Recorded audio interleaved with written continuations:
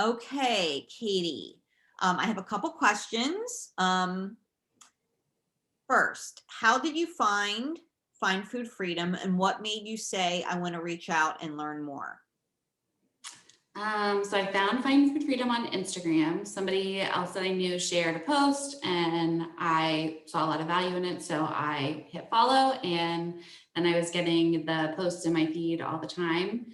I can't remember what specifically kind of, made me want to reach out, but there was a 3 day, like 1 hour sessions every day. And I was like, you know what, that's 3 hours of my life to just learn a little bit more about Find Food Freedom, about intuitive eating. So I signed up for that. And then they talked about Mastermind. And so then I looked a little bit more into it and just thought about it and signed up for that as well.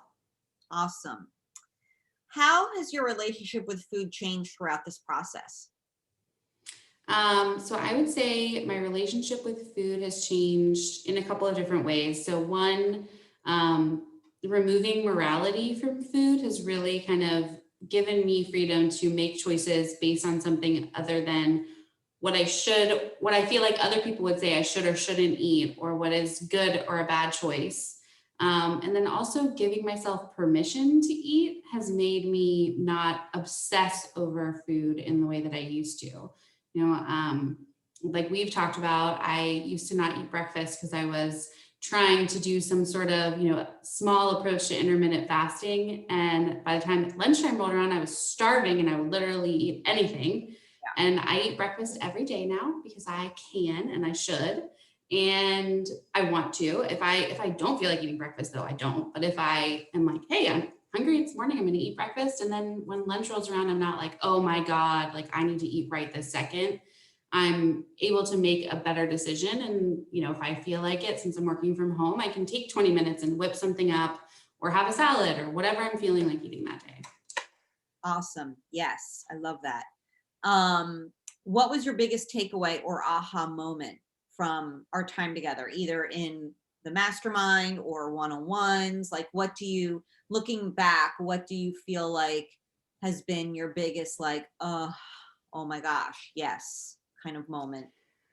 I think a couple of different things. One, just seeing how pervasive diet culture is everywhere. So kind of taking a step back and understanding like where the diet industry came from and why it's harmful. And then kind of unfollowing those influences in my social media feed, like that made a huge impact on just my mental health and my mental space of all these different things coming at me all day, every day. But then the other thing, which I kind of mentioned a minute ago, is just giving myself permission to eat, not feeling like I need to feel hungry or be starving myself in order to meet some unattainable physical goal. And just having that permission that if I want a cookie, I'm going to eat a cookie. I don't need to eat 5 cookies because if after I eat the one cookie, I can come back and have Yeah, another one. right.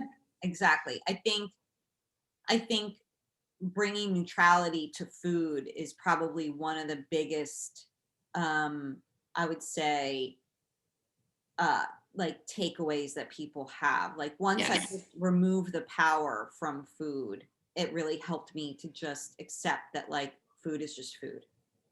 One, and even, going back to the holidays, I was able to make a normal looking plate because I had permission to go back for more, not that anybody other than myself wasn't giving me the permission before or telling me I couldn't, but being able to say, okay, I'm going to take what feels good to me right now to my seat. And then if I want more, I can go get more, but by understanding that I could do that, I wasn't at the first pass immediately like taking double helpings of everything just in case so that nobody would notice or Right. whatever the case.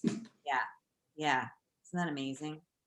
Um, okay. Lastly, would you recommend Find Food Freedom to a friend, and why?